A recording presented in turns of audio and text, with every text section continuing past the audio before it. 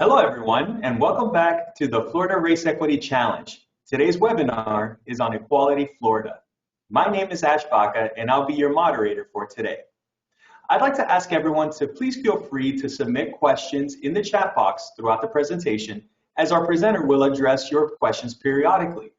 At the end of the presentation, we will also facilitate as many questions as we have time for today.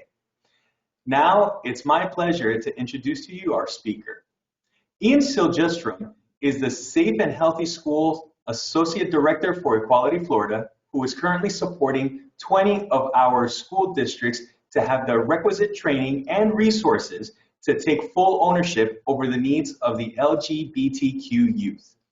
He is responsible for fighting the extensive risk factors which disproportionately affect our LGBTQ youth in school, including bullying, homelessness, self-harm, substance abuse, sexual violence, and HIV transmission. He has been working directly with school districts to assist in the implementation of professional development and comprehensive best practices to ensure the empowerment of all students' identities. Prior to this role, he was an elementary school teacher in Duval County Public Schools. Please help me welcome Ian Silgestrom. Hello, everybody. I'm really excited to be here today and to have this critical and important conversation with everyone that's on this webinar. Again, my name is Ian Silgestrom. I am the Safe and Healthy Schools Associate Director with Equality Florida. And our organization, we are the largest civil rights organization here in the state, specifically working on the needs of LGBTQ individuals in our state. Now, in this role, just to give you a bit of an understanding of some of the work that we're doing in our Safe and Healthy Schools department, is we're working with school districts, and we've now reached about 63 of our 67 counties, and really helping them understand what are those best practices for supporting students, and what can we do to create a positive and affirming classroom environment.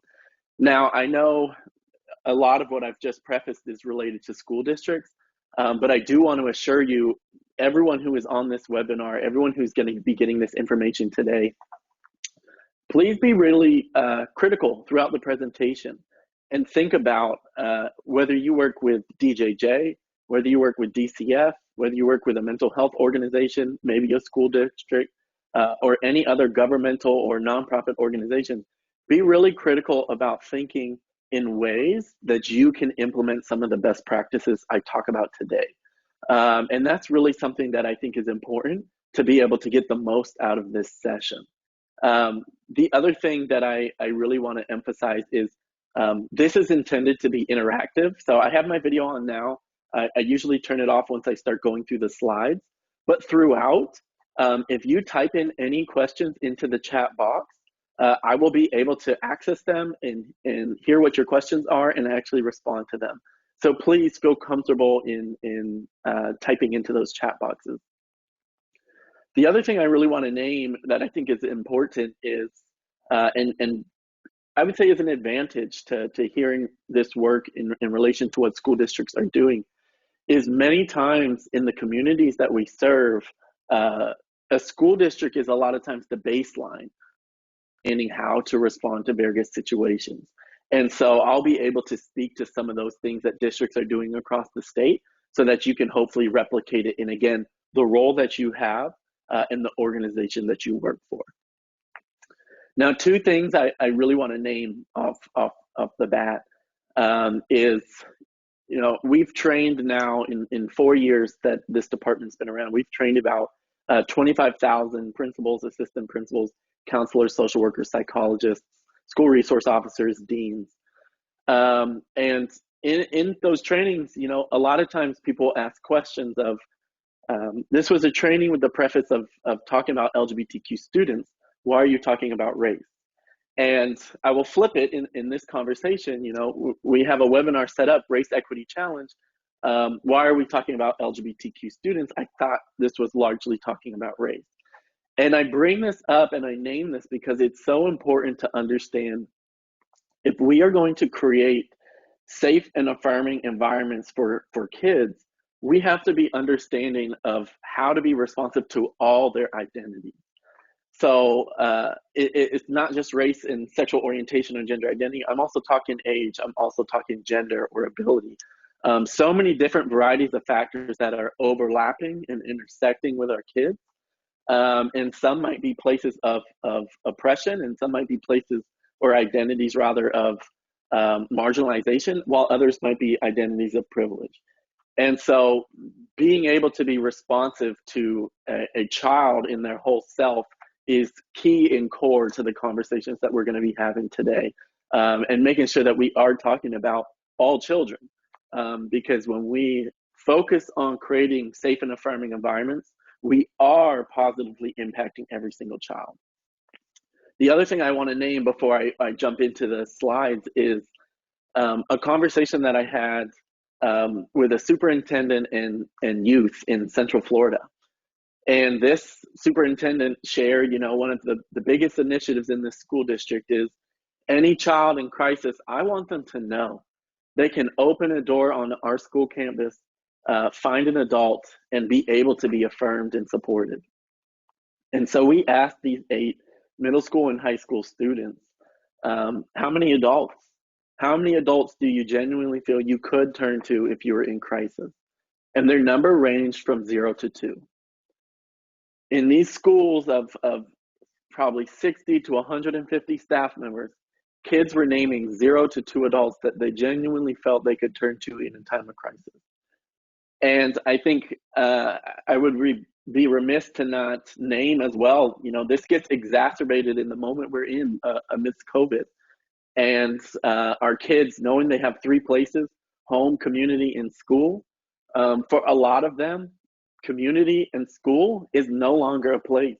It is only home. Home is that only environment that they might be affirmed or supported. And that same environment might be incredibly hostile to them. And so hopefully as we move through this session, you will get a stronger understanding of how you might be able to be one of those individuals to create that positive and affirming environment for our kids. So I'm going to go ahead and again turn off my video, and I'm going to start moving through the slides. But I do encourage you at any time, please type into the chat. So what we're going to be talking about today, just to give you an outline, we're going to be looking at terminology related to identity. We're going to be examining some of these risk factors of LGBTQ youth. We're going to be reviewing the concerns of youth in our child welfare system, learning about how implicit bias can impact the experiences of LGBTQ youth, and identifying best practices that can be implemented in schools, shelters, and facilities. And then finally, we're going to discuss some of these implementing these changes or next steps. And you can see some of the topics I just did an overview of are things that have been talked about in previous sessions. And so I am going to be certainly trying to connect back to some of the things that you maybe have already heard on some of the other sessions. And that's a practice as someone who was previously an elementary school teacher. I taught 5th grade science in Duval County Public Schools. Being able to connect to previously learned information and content, I think, is really critical for building out a bigger picture for implementing some best practices. So learning norms, the big thing, and I know initially this was going to be a conference that was in person. Of course, it's all moved online, and so engagement is still incredibly important for me. And so I do just want to emphasize again, number one, ask if you have questions. Again, you can type that into the chat box, and they will be sent my way so that I can respond to them. So the first thing we're going to do is I actually have a poll question for you. And the question is simple. So how familiar are you with the unique needs of LGBTQ youth, terminology related to LGBTQ individuals, and best practices that can be implemented to create positive and affirming spaces? So when you get the poll, it's about to come up. 1 will be, I have no knowledge at all. And then 2, 3, 4, 5, of course, we're incrementally moving upwards to 5 being, I am an expert on this topic. So go ahead, respond to the questions in the poll. You should be giving a response of 1 to 5, no knowledge to expert. And it's to the question of how familiar you are with these unique needs, terminology or some of these best practices. And go ahead, click in your number, and they should be sent to me momentarily, and we can see where we're at as a group.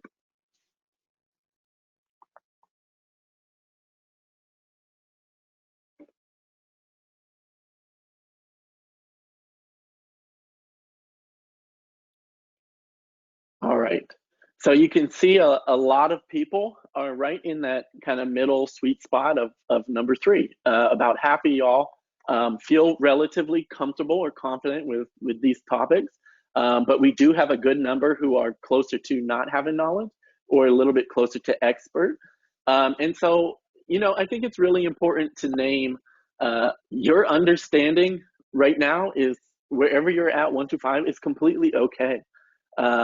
The purpose of this conversation is to get everyone to a place where we can start having more deeper conversations and going back to our individual circuit groups to be able to understand how to better support all kids and the unique needs of LGBTQ individuals. So I start with terminology, and it's something that I think I go through quite quickly. And it's because our understanding of terminology does not need to be the preface for supporting all students. I'd say the biggest piece of knowledge that I genuinely share with people is just mirror language. So mirroring language means you use the same term that a person uses back with them. And it could be a term, it could be their name, it could be their pronoun. But you're just using the same language that they use. And so when we talk about sexual orientation, this is the one I think most people are familiar with. And it's an enduring physical, romantic, and or emotional attraction to other members of the same sex, opposite sex, multiple sexes. Sexual orientation is something I think people have heard a lot, and you might hear some terms like gay, lesbian, bisexual, straight. But there's a lot of other terms out there. And the reason I, again, don't share those other terms is because people can sometimes get so caught up or overwhelmed in terminology that it becomes a barrier or a roadblock for supporting our kids, and I don't ever want that to happen. And so if there's a word that you're thinking in your head right now that you think, I know I've heard this word before, and I'm not sure what it is, I encourage you, I provided some links at the bottom. Accessing HRC and their glossary of terms is a great way to figure out some of those things, some of those terms and what they mean. And again, terminology, it's dynamic, it's changing, and you being an ally isn't dependent on your complete and full understanding of terms. So gender identity is the terminology that I think most people have questions about. So sexual orientation is what I think most people are familiar with. Gender identity is what I think most people have questions about. So this is an individual's deeply felt sense of self, and it can be aligned with or not aligned with sex assigned at birth. So I'm going to use myself as an example. When I was born, the doctor on my birth certificate marked male. I have since grown up, and I still feel deeply inside of me internally as male. And so I would be cisgender. So what is on my birth certificate matches how I feel internally. Now, I start with myself, and I start with cisgender, CIS gender, because when we talk about gender identity, a lot of people think we're only talking about trans or transgender people. And based on my example, that's not the case. Every single person has a gender identity. Just the vast majority of us are cisgender, which means what's on our birth certificate matches how we feel internally. Now, for those individuals who that's not the case for, they would identify as trans or transgender. So this is a person whose deeply felt sense of self, internal self, does not match, is not in alignment of what is on their birth certificate. Now, it's important to say for individuals, this is not always binary. So this is not always my birth certificate says male and I want to transition to female, or my birth certificate says female and I want to transition to male. That is not always the case. There are trans people where, and this is where you might hear terms like non-binary, gender non-conforming, gender queer. These are essentially terms that are a broader term to essentially mean what is on my birth certificate does not match how I feel internally. But I don't necessarily have the language to say it is the opposite gender. Maybe it is both, maybe it is neither, a combination. I'm not quite sure, or I am sure, I just know it's not binary. So it's not male to female or female to male. Now, for everyone who hearing all that is maybe confused or overwhelmed or still has questions, again, that's okay. And I will tell you the number one thing that we hear from trans folks and trans people is, I just wish my counselor, probation officer, dean, mentor, parent, pastor, whomever, I just wish they used my name and pronouns. And so pronouns, these are words that are essentially used to for you in place of your name. So my name is Ian Silvestro, and I use he, him, his pronouns. So someone would use he if they talked about me leaving a room. He left the room if they didn't use my name, Ian. But it's the same thing. Again, what our trans students, what our trans youth are saying is, I just wish this person, my foster parent, used my name and pronouns. And I will say, something I often name for folks is, this is something we already do. And any one of us who goes shopping at Piggly Wiggly, Walmart, Publix, Dollar General, Winn-Dixie, wherever you go shopping, every single one of us have been in that moment where we see someone who we've met before, we forgot their name, and we run into them at the store. And in those moments, I would say the vast majority of y'all on this call probably say, "Oh my gosh, how are you? It's so nice to see you." Because what you don't want to do is say, "I know we've met 3 times, but I forgot your name. Could you remind me of your name?" And the reason we don't do that is because we all know how much and how much weight we place into what a name means for someone. And that experience of someone knowing your name, remembering your name, using your name, that experience is for all people. And so for our trans youth who are sitting in a space where they say, Jessica goes by Jess, and there was no question of that, I'm just looking for the same respect, that this is the name and the pronouns that I use, and the person uses it back for me. So really rooted in what we do for a child, we do for all children. And these are just the terms that I outlined, transgender and cisgender. So cisgender, again, birth certificate is in alignment with my internal sense of self. Transgender, birth certificate is not in alignment with my internal sense of self. And so then the last terminology I want to share with you is gender expression. So this is essentially how we choose to express ourselves. So I'll go ahead and put my video back on for you, because this is the perfect example of gender expression. We're all in a virtual setting. And as adults, I often say that when we think of gender expression, we think of 2 things: professionalism and comfortability. The fact that I am on a webinar, I am wearing a t-shirt today. No, I do not have shoes on. I'm wearing gym shorts. All these pieces I clearly leaned more towards comfortability. Where if you were doing a training with me in person, I would probably be wearing a button-up, a polo, or maybe even a tie. And so I named this because as adults, we change how we express our gender depending on professional and comfortable situations. Now for our kids, this is oftentimes not the case.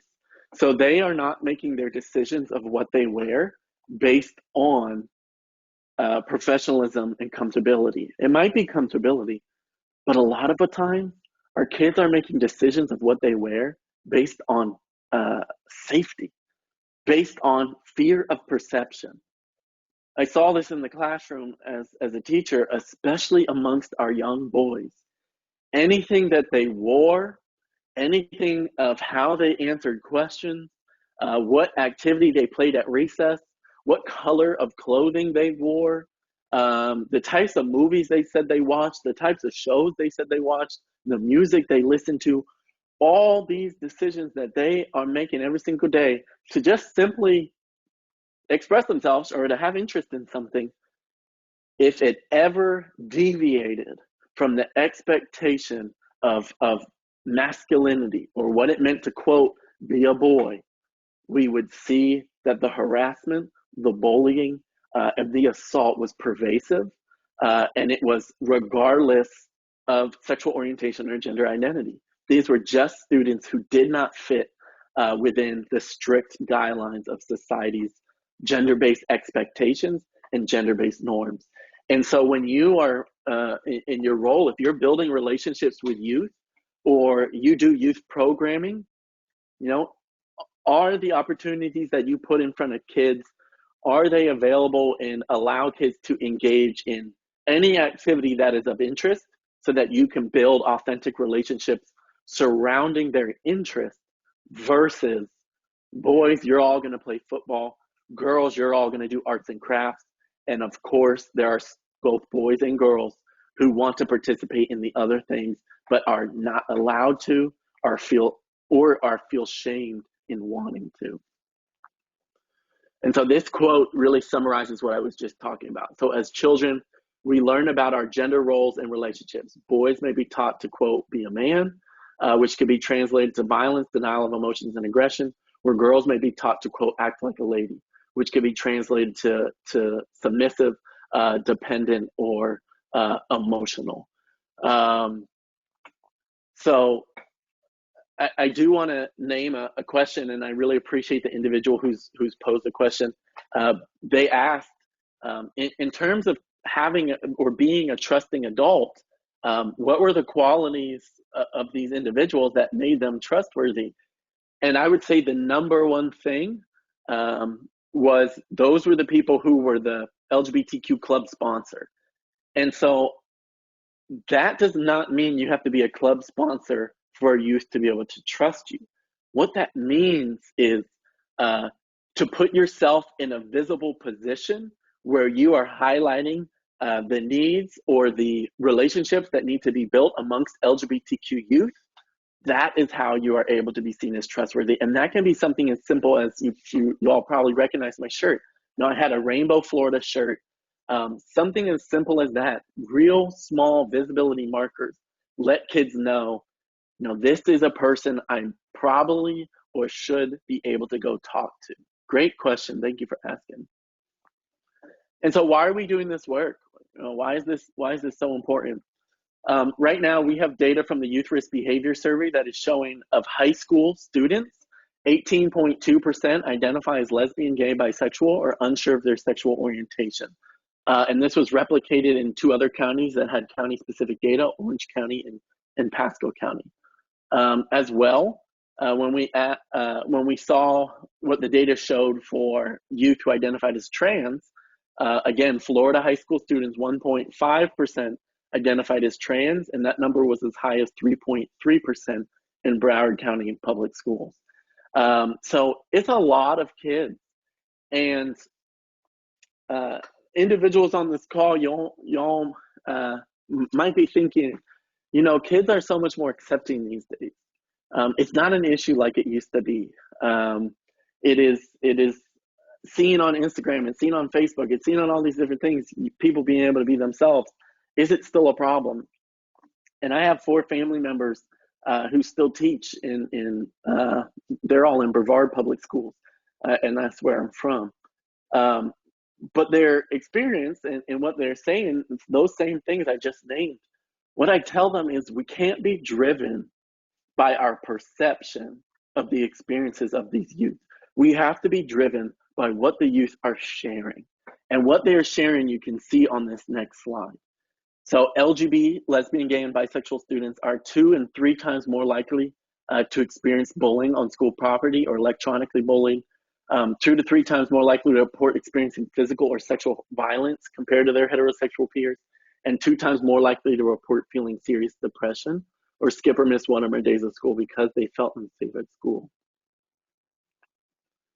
And you can see this was replicated as well when we look at actual self-harm factors or tendencies, mental health You can see again, Florida Youth Risk Behavior Survey, managed by the Florida Department of Education, conducted by the CDC. You can see LGBT youth are more inclined to experience depression, suicidal ideation, creating a plan, and actually attempting suicide. So we can see in last school year, of those 18.2% of youth who identified as LGB or unsure, about 1 in 5 attempted suicide. 5% of their heterosexual peers, about 20% of LGBT youth. And when we look at national data for the experience of trans youth, it's closer to 1 in 2 trans youth attempted suicide.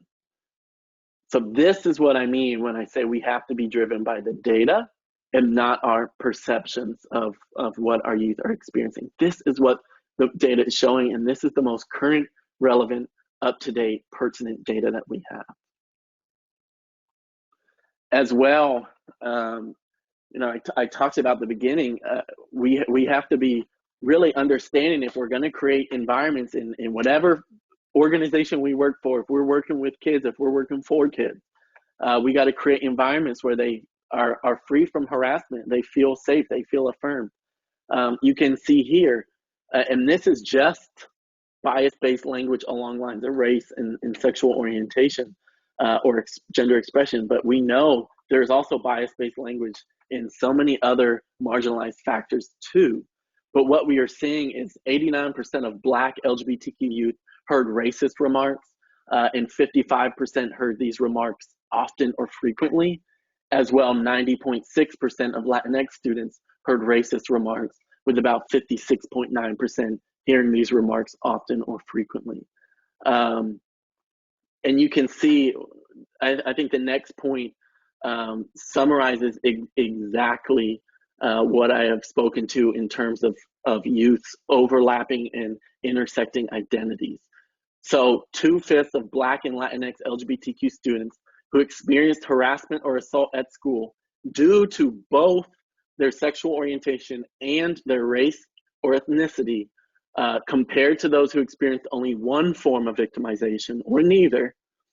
Black and Latinx LGBTQ students who experienced both forms of victimization experienced the lowest levels of school belonging, had the greatest levels of depression, and were the most likely to skip school because they felt unsafe. And this is something that we see particularly high in our middle school aged students. And so what are these barriers? These barriers for LGBTQ youth, these barriers for youth we are seeing is discrimination, psychological stress, outing, unsafe environments, refusal of services, and a lack of LGBTQ knowledge. So thinking about you and your role, how can you begin to eliminate any one of these arrows? How can you begin to eliminate any one of these barriers that is creating a negative environment for youth? So I have a second poll question. And again, I'm hoping everyone who's on this webinar at the moment, you're able to respond to this question, because I think it will paint a picture of the experiences of our students across the state. So the question is, how confident are you that your organization or the folks you work with are knowledgeable of the appropriate best practices to support the unique needs of LGBTQ youth? So the first question was related to your understanding. This is related to your coworkers' understanding or your organization's understanding of what needs to be done to support these youth. If you have a 1, if you mark 1, it's going to be no best practices are in place, and you would say the environment is hostile for LGBTQ youth. And that incrementally, again, goes up to the number 5, where if you respond 5, it is your organization can write the book on best practices. As well, every single LGBTQ child feels safe, can be out, affirmed, and happy. Go ahead and respond to the poll where you believe your organization or coworkers are at related to this question. So if everyone can take the chance to respond to this poll question. Again, 1, no best practices. 5, expert on best practices. And we'll be seeing the results in a second.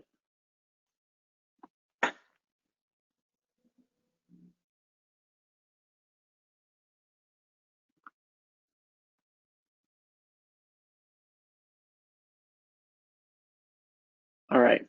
So what we are seeing is for a lot of folks, the results really kind of range very similarly. And that I think might name a lot of people are working in organizations that align with their values or align with the work that they're doing. And so you can see about half of folks said your organization is somewhat knowledgeable on how to support the unique needs of LGBTQ youth.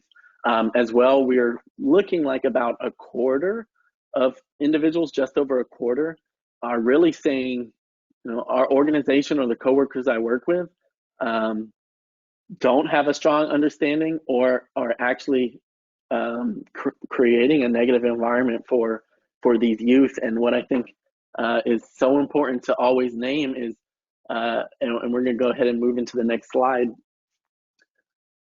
When any child doesn't feel safe and affirmed in your care or in the care of your organization, it impacts all children. This is not a conversation about just a certain demographic of youth. This is about creating positive and affirming environments. And if we aren't being intentional of implementing practices to do just that, it is going to negatively impact the experiences of all kids. So families and LGBTQ youth. So what we are seeing, research is showing that 1/3 of youth experience parental acceptance, another third experience parental rejection, and the remaining third do not disclose their sexual orientation even by their late teenage years and early 20s. And so I would say for those youth who do not disclose, a lot of times it's because they see what happens when other youth do come out. And the rejection that they experience and the harm that they face really prevents a lot of those other students from being able to share their identity or to be able to come out. As well, what we are seeing when we look at youth believing they can be a happy adult. So you can see here when youth come from not at all accepting families, 65% of those children say, I cannot fathom in 10, 20, 30 years that I will ever be a happy adult. So we see the power that relationships have, especially with family, has on our youth. And so this, I think, speaks to why it is so critical that individuals do not out our students. Outing being you share their sexual orientation or gender identity with their families. Because what you can see is when that happens, our kids, if it is a hostile household, experience serious negative factors. So LGBTQ youth who reported high levels of family rejection during middle school and high school were 8 times more likely to report attempting suicide, 3.5 times more likely to use illegal substances, and 6 times more likely to report high levels of depression. Now, misconceptions regarding parental notification. What you can see, this is CN versus Wolf and FERPA are both providing protections that says if a student is out at school, they have the right to control who knows about their LGBTQ status, and it's up to the student to decide where and when to be open about their identity, including to parents. As well, the pieces at the bottom, I'm going to go to the one at the very bottom. No, parents are required to be informed of educationally relevant information. So a student's sexual orientation or their gender identity or their gender expression, those are not considered educationally relevant, and therefore a parent is not notified.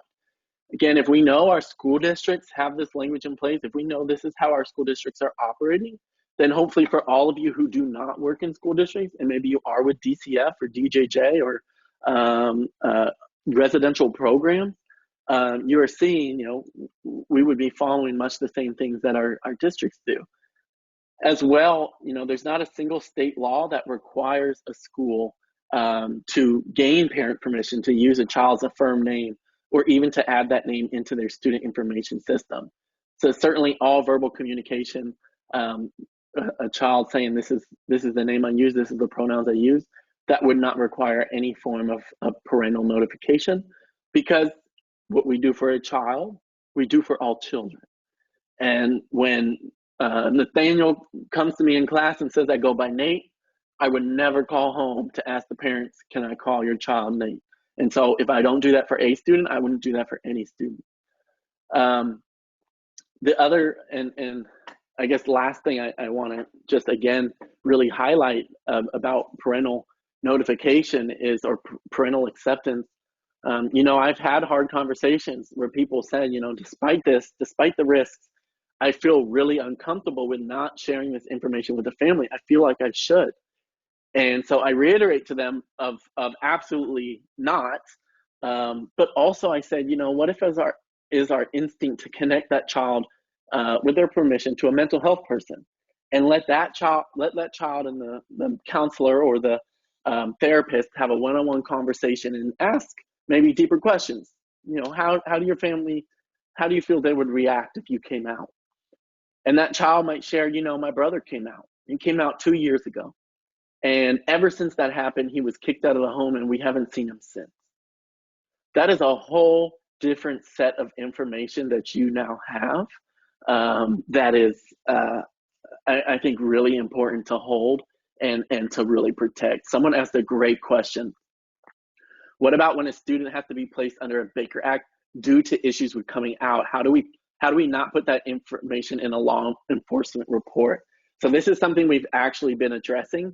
And with law enforcement and Baker Acts, the requirement is to inform that the child is having, or to report the child is having suicidal ideation or attempts, etc., but not necessary is saying why, right? The why is a question that is a much deeper response that maybe is something a counselor or a trained mental health professional would have an understanding of. But someone who is simply reporting a Baker Act situation, that is not information that should be shared. And I've had, again, conversations with school resource officers and having just this point and saying, if a child attempted suicide or is having suicidal ideation because of their parent finding out whether or not they're LGBTQ, if you share that with the parent, what have we just done? Right? If that's where all the concern was, and then it's information that's shared with the family and they do respond incredibly negatively, what impact does that now have on the child? Our requirement is to report that the child is being Baker Acted for their their desire, or I guess their naming that they are feeling suicidal ideation, but it is not to try and explain the why. So family behaviors that increase your child's health and well-being. If you are working with a family who supports LGBTQ youth, or want to know how to better support their child or their foster child,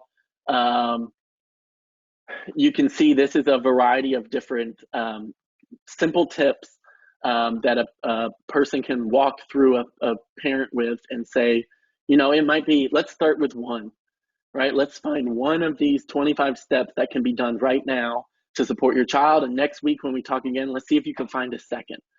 So really implementing some of these behaviors with a parent, because when they're implemented, you can see the data at the bottom is showing youth are less likely to be depressed, 3 times less likely to attempt suicide, 3 times less likely to think about suicide, and less likely to have substance abuse problems.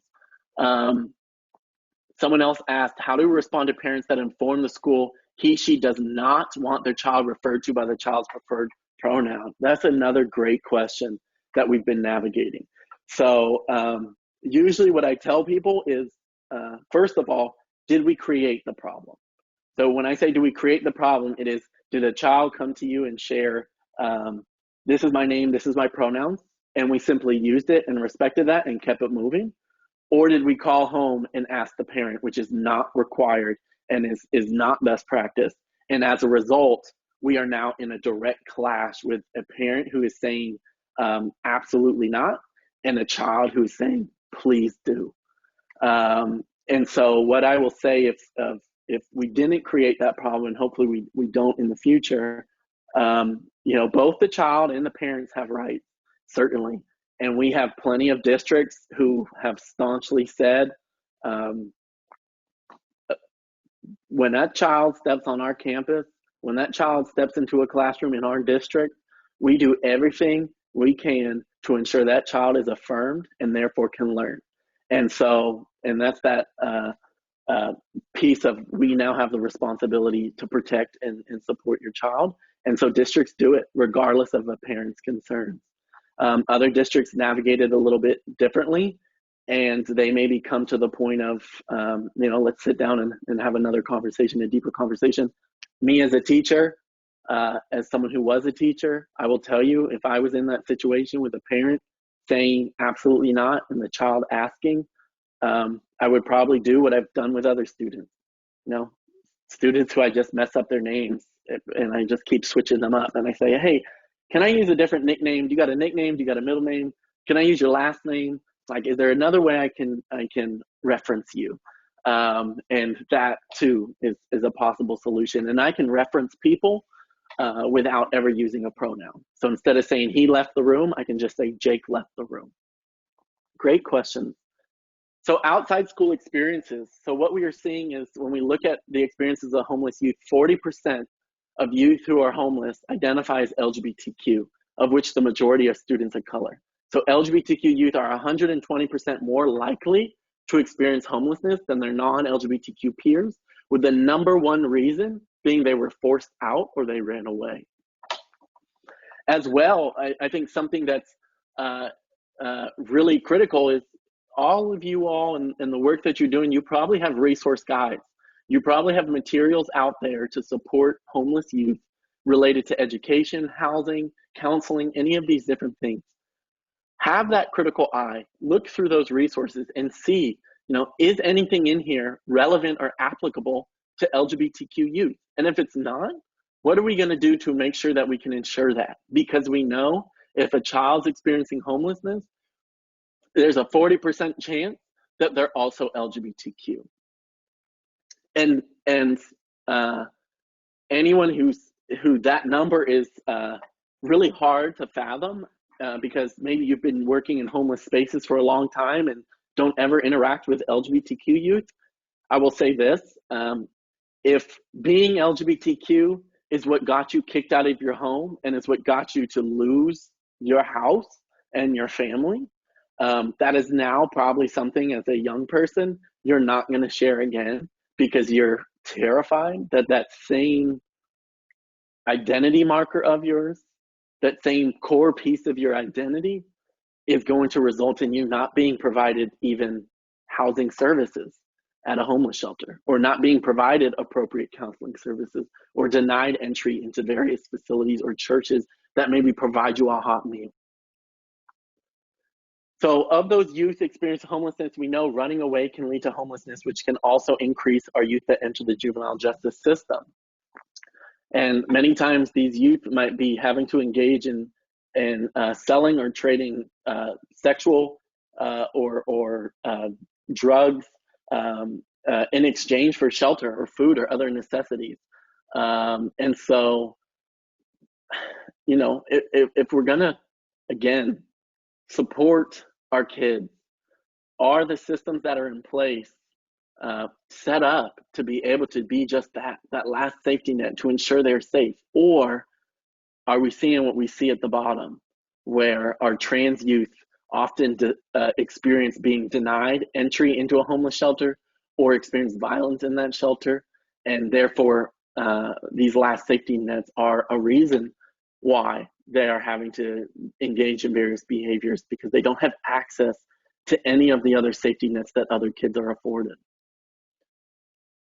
And this is just data. So this is Orange County Public Schools specific from, again, the WIRE Youth Risk Behavior Survey. But a lot of our large counties have data. I just chose Orange County because of its central location. But what you can see when we look at ever used heroin, methamphetamines, cocaine, or injecting any illegal drugs, we're seeing rates 3 or 4 times higher for LGB youth compared to their heterosexual peers. Are they doing this to be able to survive? Are they doing this to be able to cope with the anxiety and the depression that is something they're experiencing because they're experiencing homelessness? This is a quote from a child in the foster care system that I thought was really powerful. living with my foster family made me feel kind of miserable. Coming out to them was a problem. Eventually, I just stopped caring because they kept assuming I wanted to be with their son and stuff. And I was like, no, I just need a brother. Foster care was one of the hardest things I've ever had to go through.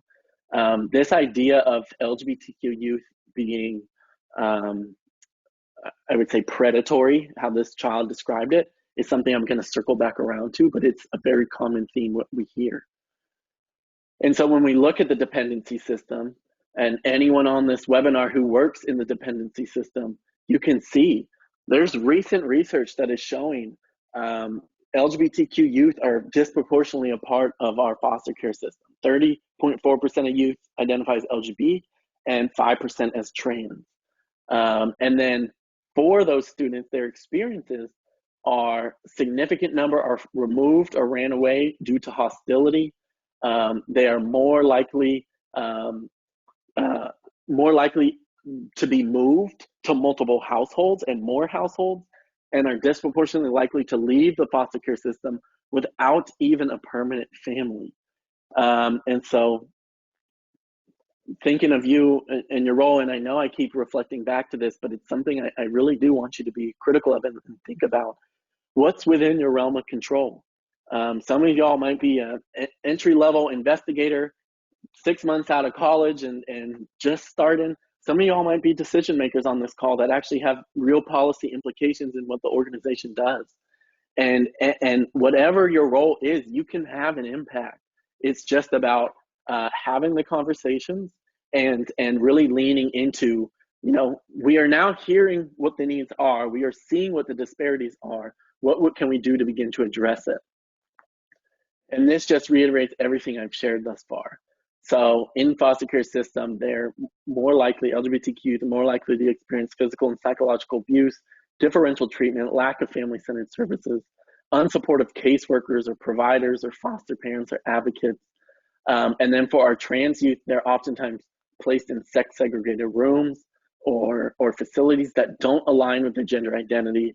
They're denied gender-affirming healthcare or clothing or hygiene products. I like to use the grocery store as an example because all of us, granted now with COVID, maybe y'all do delivery, but all of us at some point in our lives have gone shopping. And when we buy deodorant, it is not just, based on the scent. It is like hyper gendered of here's the feminine deodorant and the scent and the colors and everything else they use to appeal to you. And here's the masculine deodorant and the scents and the colors and everything else to appeal to you. And so I bring up this example because for our trans youth, that piece right there alone, something like a hygiene product like deodorant, is going to be a moment that can be incredibly affirming to a child for their gender identity, or can be incredibly non-affirming.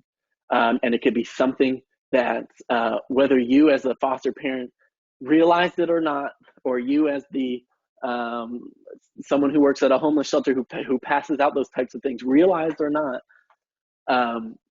can be creating an environment that a child actually feels seen and heard and affirmed and respected, or an environment where they feel like this is probably the last time I'm going to turn to this person because I don't think they understand my needs. And this is just further data about the experience of trans youth being denied access to homeless shelters or sexually assaulted at shelters because they were transgender. Something that I think is important, and another big distinction in the organizations that you all are in, and I would say if I did that poll question and I skewed it based on communities that you live, those of y'all in some of our larger, more big communities, like a Broward County, like a Orange County, Duval County, Pinellas County, yours experiences and the experiences of a youth are probably a lot different than our students who are in some of our smaller counties, rural counties, where we can see experience of youth in rural areas. Negative language is more common, negative remarks are more common, and those protective factors like GSAs, supportive admin, safe space stickers, posters, visibility are less likely to be occurring. And so here's a little reflection question. And, you know, this is the piece of leaning in. I know a lot of you all are maybe on your computer, maybe you like to type in responses, maybe you write things down, but I do want you to physically put pen to paper or fingers to keys and respond to this question. How do these experiences I just named of LGBTQ youth, how do they impact their involvement with the school-based discipline or the juvenile justice system? Go ahead and respond to that question. And while you're responding to it, while you're typing it into the chat, while you're writing it down, I'm going to respond to another question that came up in the chat box. And I do encourage you to ask questions too. But go ahead and take the next 30 seconds to respond.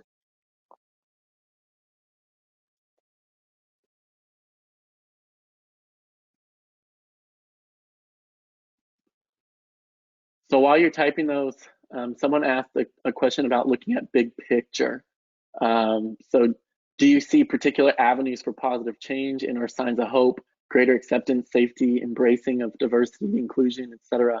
I'd say absolutely.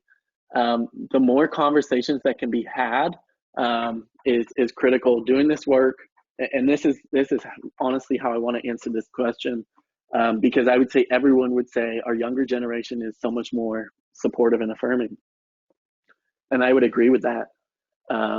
But I would also say, in doing this work for 3 years now as the Safe and Healthy Schools Associate Director, I get crisis calls quite regularly, probably at least every other week, calls from kids or calls from families. And in those conversations, it's never been because of other students, other youth. Every single time I've received a crisis call, it's because of the adults that child interacts with. And so what I say when we think about the big picture, how do we continue to move forward? It would be having those conversations with your peers. For all people who are on this webinar at this moment, right? You know people who this conversation could be difficult, or this conversation could be something that someone doesn't have a strong understanding of. And I have those conversations with my family all the time. I promise you, I said I'm from Brevard County. But it's important. And I think that's how we start to get people to understand creating a positive and affirming environment, what that actually means, because it is the adults who are still in positions that can impact our youth directly, that we have to be having conversations about these best practices, or even just elevating, you know, this, I was on a training and this is what I heard. This is what the research is showing. This is what the data is showing. So I got a lot of great responses that were shared my way, including increased risk factors due to negative response, not feeling protections are offered to them, overrepresentation of LGBTQ youth of color in our juvenile detention centers, absolutely, and that's what we're about to jump into. So my response to this question is this quote: LGBTQ youth are much more likely to have strained relationships with family and be ostracized from peers, which can predispose them to needing to survive by means other people may not need to, getting into problems with the law. And so this comes back to what I've been talking about, intersectionality, right? The youth that we support have a lot of different identities.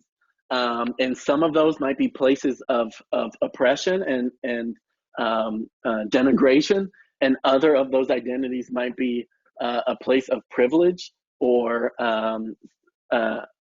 in all cases, they're overlapping. And so if we're going to create a system, or we're going to create an environment where our kids aren't experiencing that oppression based on these identity markers, or aren't experiencing this discrimination on those identity markers, we have to make sure that we are creating environments and spaces that are affirming in all forms of an individual's identity. And so, implicit bias, this is something that's been talked about in the previous webinars, and I think it is something that is so core to this conversation. It's referring to the attitudes or stereotypes that affect our understanding or our actions or our decisions in an unconscious manner. And I'll say, you know, even as I do these trainings, anytime we name LGBTQ in session descriptions, oftentimes it really does impact the number of attendees that we have. So when we think of implicit bias, for those of you who are on the call and you're kind of simultaneously working, because there's just that project that you kind of kept putting off and you just got to get to it at this time. Absolutely, I hear you and feel you. I've done the same thing many times. It might be exactly that. But there's other times where I want to question myself and say, is this implicit bias that allowed me to pull myself a little bit mentally out of the space to have this conversation because it's one that's uncomfortable or one that I wasn't willing or ready to have. As well, maybe those coworkers that you work with that have been on every session, but something came up for this one and they just can't be a part, asking that same question to yourself of, and I think it's important. Is this because something genuinely came up, or is my implicit bias working in a way that is trying to prevent me from going into a space where a conversation I'm not ready for or I'm uncomfortable with is about to happen? And so when we talk about implicit bias and the impact it has on our youth, it a lot of times has to do with, especially in this context of school to prison pipeline or juvenile justice, it's critical. So we know that they're pervasive. We know these implicit biases don't necessarily align with our beliefs, but they do tend to favor our in-group, but they're also malleable. Malleable means every time you do question, was this decision based on, I guess, all the pieces in place of best practices and what I'm supposed to be doing, or was this decision based on some of these implicit biases that I didn't even realize? And so when we look at the school to prison pipeline, this research, I think, spells and is key to addressing just that system of the school to prison pipeline. Addressing implicit bias is a key piece of being able to combat it. And so what you can see when we look at perceptions of children's innocence, generally Black youth were viewed as less innocent than white youth and people in general. They were also overestimated in age. Young Black males were overestimated in age if they were presented as committing either a misdemeanor or a felony. So who would be a 14-year-old in maybe beginning of high school or even middle school is now seen as a 18, 19-year-old, and what impacts that has on the decisions that are made about what happens to this child. As well, Black males were also viewed as more deserving of blame than their Latino or white counterparts.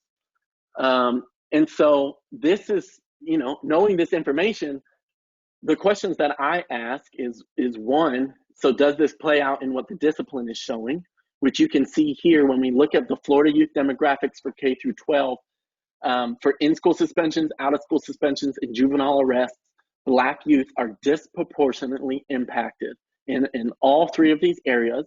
And is it implicit bias that is part, or explicit bias that is part of why this data looks the way it does?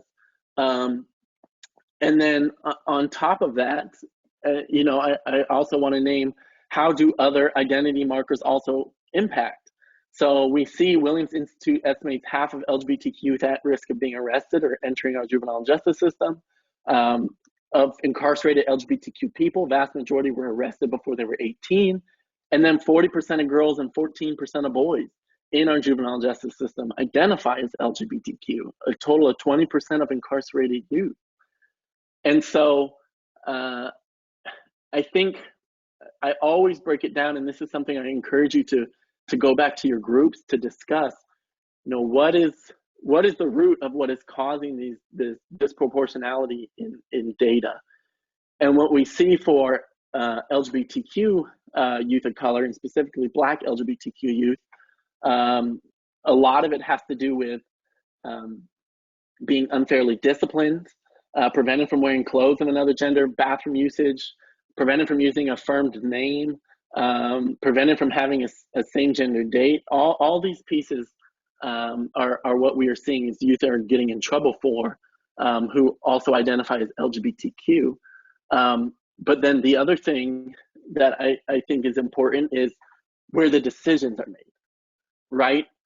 And so some of the things that I think we can get data about and I think we can ask questions about is, do our school districts have a clear district matrix for when SROs get involved in incidences? So I will say some districts will have language in the MOU with police in the district that just says along the lines of police don't get involved in petty acts of misconduct, while still hearing constant situations of that still happening. Recently, I was told two different situations. One, SROs being used to escort students to the bathroom. Two, SROs being the person that they were supposed to call if a child didn't wear a mask. And so, is our use of SROs in schools, and where, again, implicit bias can come into these conversations, impacting our students? And with the knowledge as well that in a lot of our schools, yes, we have one SRO per school, and that is state mandate. But there's also school districts that have 2 SROs per school, or 3, or 4, or even in some districts, 5 school resource officers per school. As well, some serious offenses are vague. So you can see level 3 infraction of disrespect, right? Really broad language. And are our students being in trouble for something where, again, implicit bias can be a part because it is very broad language that showing behavior hurtful, embarrassing, or makes someone else feel bad, that could be a lot of different situations. And the level of infraction that it constitutes, or even the level of resulting suspension from school, again, being up for discretion, is again where implicit bias can be a result. So some districts will say a level 3 infraction is 1 to 10 days at the discretion of the principal. Other districts will say for this infraction, it's 1 to 3. For this infraction, it's 4 to 7. For this infraction, it's 7 to 10. So ways that we can ask these questions, I think, is really important. But I always come back to, individual students with such diverse and intersecting identities. And I can't help but think of a young Black bisexual female student who's maybe masculine of center, right? So how she dresses is more masculine, but she doesn't identify as trans. She identifies as female, cisgender female, but she just dresses more masculine. And how in those identity markers, because she is Black, what we saw from the research, she was seen as less innocent. Because she's bisexual, connecting back to the child's point of his experience in the foster care system, because she's bisexual, she's seen as predatory. Because she's female, she's often dismissed. And then because she's masculine of center, she's seen as defiant or disruptive because of the clothing that she's wearing. How are these things all intersecting identities that are impacting whether or not this child's on the school to prison pipeline, and in systems where the people who are making those decisions oftentimes don't have those same types of identities that are overlapping or intersecting? And so in this statement, I'm saying our most vulnerable youth, they continue to be those who don't have even one of the protective factors we are afforded as we grow up: quality schools, safe housing, affirmative healthcare, access to employment. And as a result, these youth are disproportionately experiencing human trafficking, substance abuse, physical and sexual violence, school discipline, placement in the juvenile justice system. And in many of our communities, this is disproportionately the experience of our Black transgender youth. So when we look at from understanding into practice, this is one I always tell people to screenshot. It's a really great slide. Essentially, you meet a child where they're at, and then you address the box to the left. So what I mean by that, if a child is experiencing high rates of depression, you can see this would be the yellow box: chronic psychological distress, high rates of depression. And so you address that, but you also address the cause, which is to the left: pervasive stigma. So you're addressing why the child is experiencing familiar rejection, discrimination, harassment, violence, exploitation, etc. And you can do that for all of these different boxes. Everything I've been mentioning related to trans youth is social transitioning. So I have not talked about medical transitioning. I've not talked about legal transitioning, because for the vast majority of youth, those are not things that are accessible to them. It's extremely time consuming. It's extremely costly. It requires family acceptance. Social transition is the one thing that trans youth can often access. And that is simply a different name and pronouns, which I've talked about, surface transformations like a haircut or clothing, and use of facilities and hygiene products. When we allow our kids to do these things, you can see a study from the University of Washington in the Journal of the American Academy of Child and Adolescent Psychiatry shows allowing trans kids to socially transition virtually eliminates high rates of depression and low self-worth.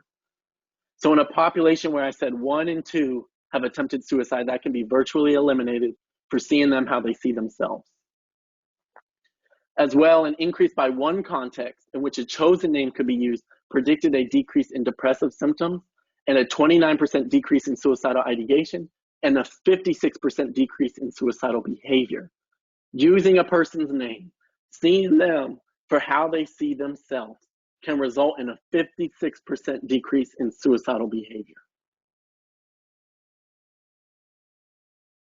And then finally, as well, protective factors. So when we think of working with these youth, some key things to think about. Do they have supportive adults? So are our youth, when they have one accepting adult, they're 40% less likely to report a suicide attempt in the past year. One adult. You can absolutely be that person. Supportive peers. Are our programs and the programs we provide, are they promoting youth leadership, youth advocacy, peer mentorship that crosses various bounds and ensures that all youth are able to uplift and empower each other? Strong sense of self. We know family plays an important role in the self-esteem of a child. And so if the family can or is supportive, making sure we empower that. But if they aren't, not outing that child is critical, and finding those supportive adults who can be that chosen family so that the child can have positive physical, mental, emotional health is again critical. And then affirming clubs and activities. So making sure our youth are able to participate and have access to clubs and activities affirming to their gender identity. So thinking about permanency for anyone who's working with youth and permanency, maybe in the foster care system, using that broader language to build authentic connections. Do you have a boyfriend? We've just made it an assumption about a child's sexual orientation. That question can simply be, do you have a partner, or is there someone you're dating? If, again, it's at an age where that question feels appropriate.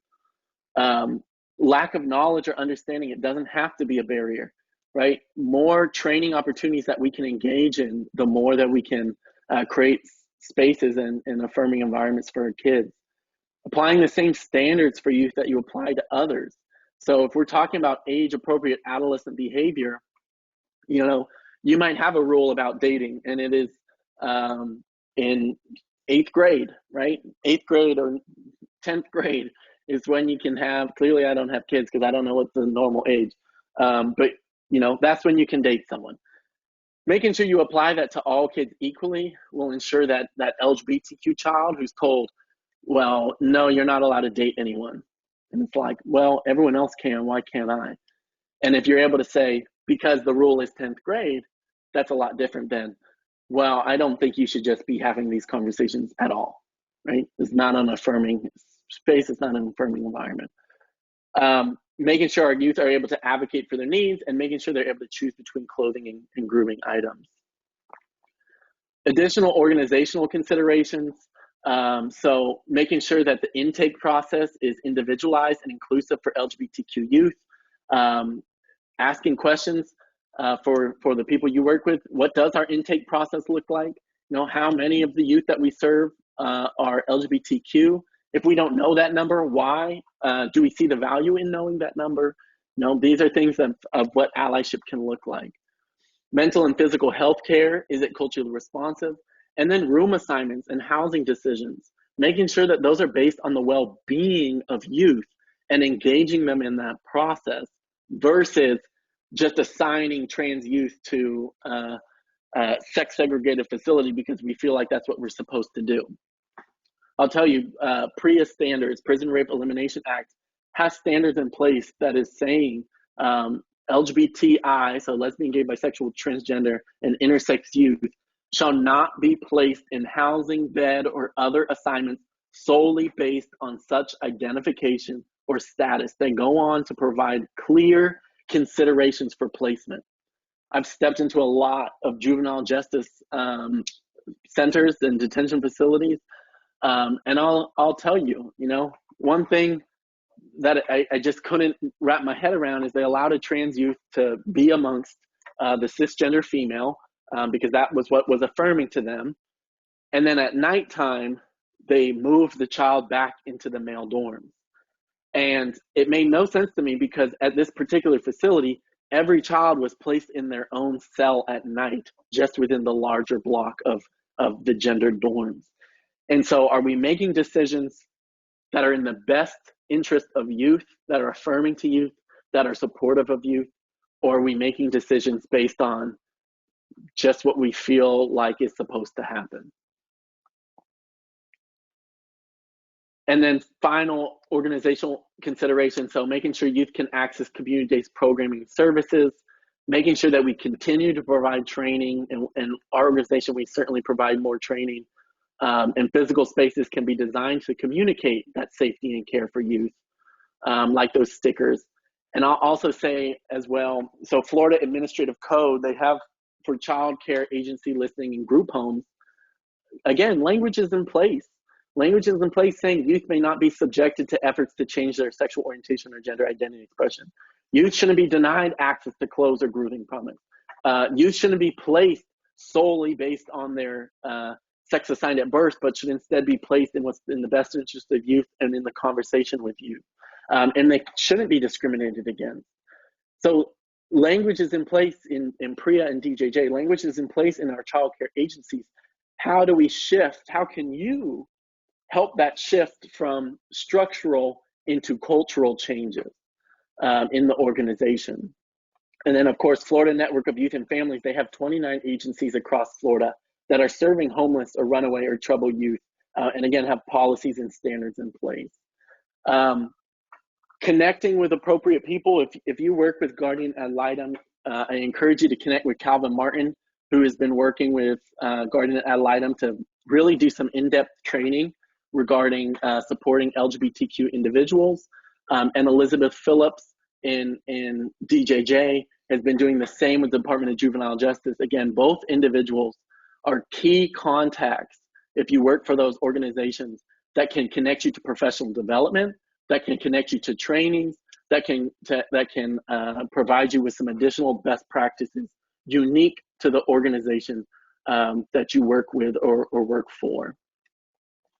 And in my last 3 minutes, and I'm just about wrapped up, I do want to share our school districts. 1/3 of our school districts have language in place. So if you are working in a community that has is one of those 1/3 of districts that has language in place, I think that's super important to see what they are doing, so that you can understand how that can be replicated, especially if you're in a residential program that provides education.